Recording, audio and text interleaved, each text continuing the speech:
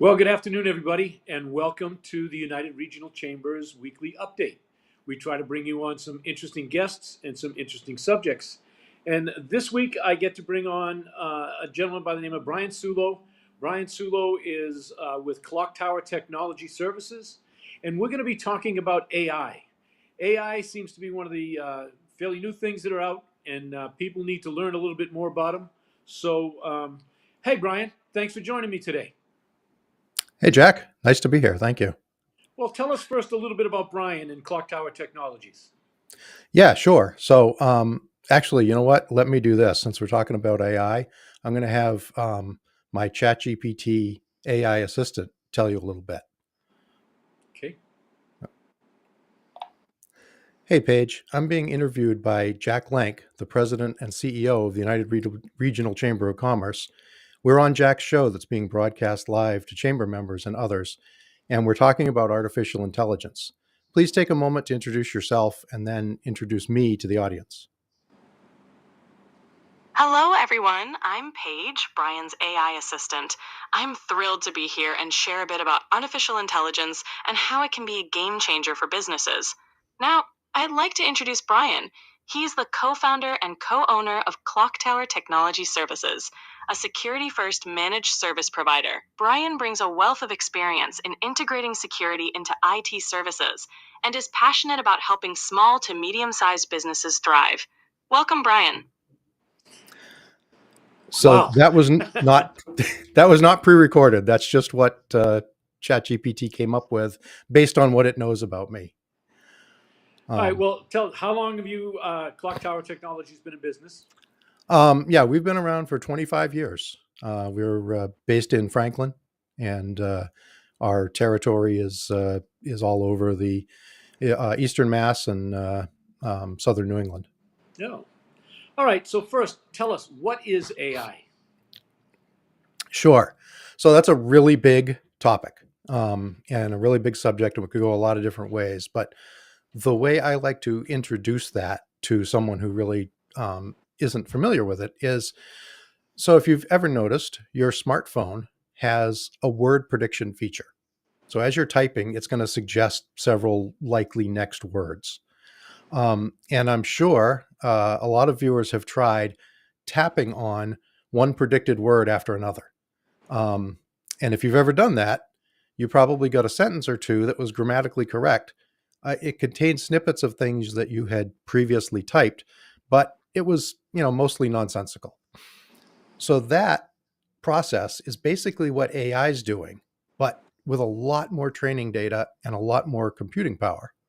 So when you ask AI a question, it creates an answer with a string of predictions. It's predicting what the most likely next word, couple of words, or part of a word might be based on the data it was trained on and with a little randomness thrown in.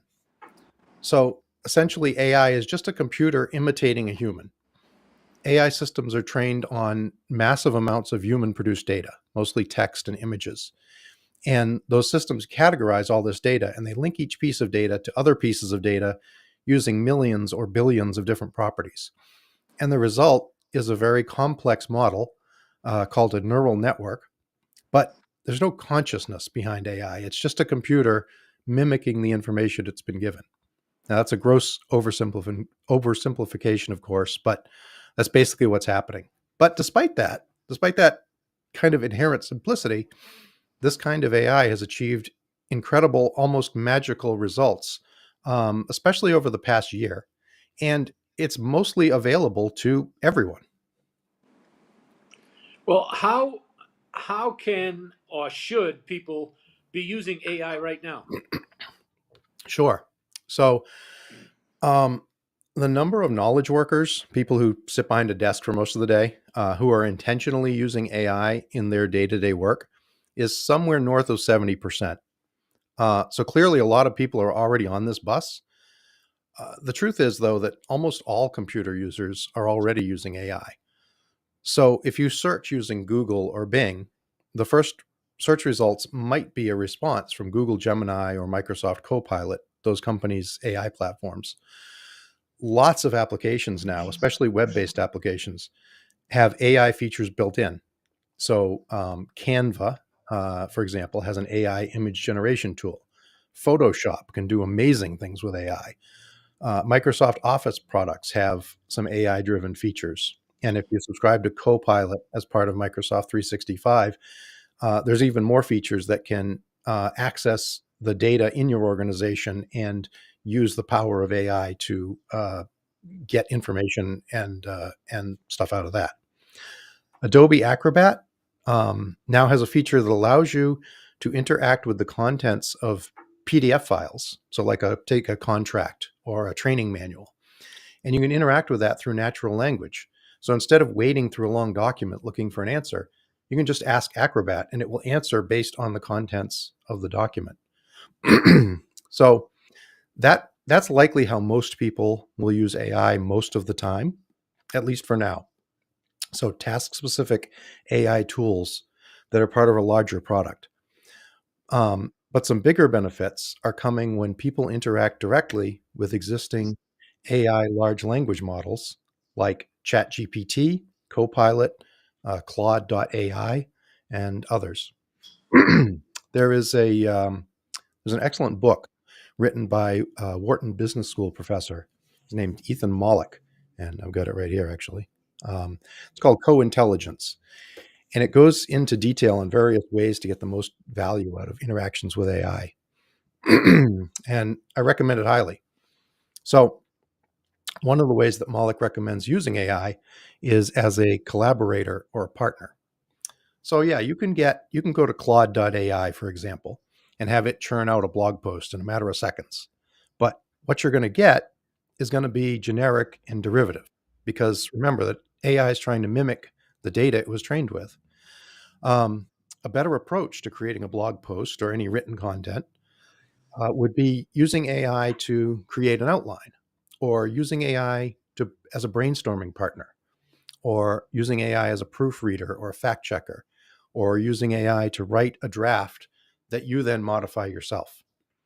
An interesting thing is recent studies show that workers who are getting the most benefit out of AI are actually the least experienced workers, because they're using their AI collaborators as subject matter experts, and they're greatly enhancing their own abilities. So they know enough to know how to do the job, but they might not have the specific knowledge, and they're using AI to help them with that. So, Well, as the old saying goes, just they know enough to get in trouble. yeah, and hopefully if they're using AI right, it's helping them to not get in trouble. Now, Well, what concerns should people have about AI?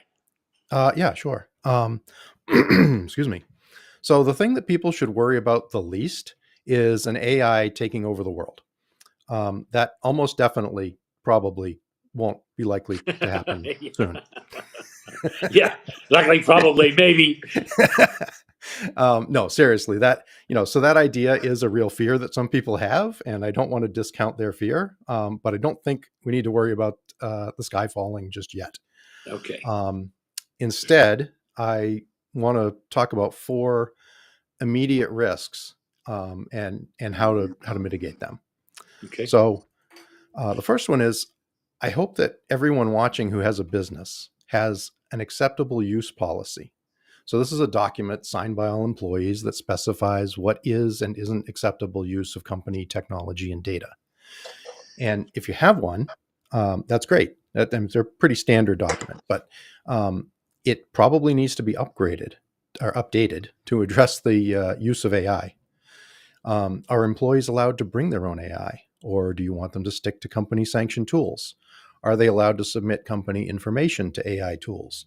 If you work in a regulated industry like finance or healthcare, or you deal with personally identifiable information or federal contract information, that's something you really need to define as a business and put into that document. The second concern is that bad guys have the same access to AI technology as the rest of us. And they're already using it to craft better, more targeted phishing scams, to create sneakier malware, to quickly find ways to exploit technical vulnerabilities. So if you're not doing everything you can now to keep your organization secure, you're eventually going to end up on the receiving end of one of these AI-enhanced attacks. Fortunately, there's a lot of AI development going on in the um, the good guy world, the protection of computer systems. So it's always an arms race there. But um, the third thing I want to talk about is that the general availability of AI is so new that legal frameworks haven't caught up. So if you're publishing AI generated content, it's still your responsibility to ensure that it's not infringing any copyrights, that it's not libelous, that it's not misrepresenting your products or services. That responsibility doesn't go away just because you're using AI. And then finally, there is right now a bit of pushback against AI in the culture. And if you're using a lot of AI generated images, videos, or music, you might alienate people who are concerned about AI taking jobs or devaluing art. So if you're churning out a lot of AI generated articles, they're all going to start to look the same after a while, and people are going to spot that. And the lesson there is you can't really rely on AI to do everything for you. Well, where is this headed? What's the future of AI? So anyone who tells you that they know what's coming next in the field of AI is either lying or selling something. Okay. Because every time experts make a prediction, AI development throws them a curveball. Okay. Uh, One thing that everybody seems to agree on is that AI is going to be transformative to business, education, and society in general. So, as profound as the impact of the computer, email, and the web have been over the last few decades, AI is likely to surpass them all with the amount of change that it will bring. Now, with that is going to come some negatives. So, a couple of things I can think of off the top of my head. In the name of cutting costs, corporations will try to make AI do things it's not good at, like, for example, managing people. So imagine working for an AI boss. I'm sure that will happen somewhere eventually, and it probably won't go well.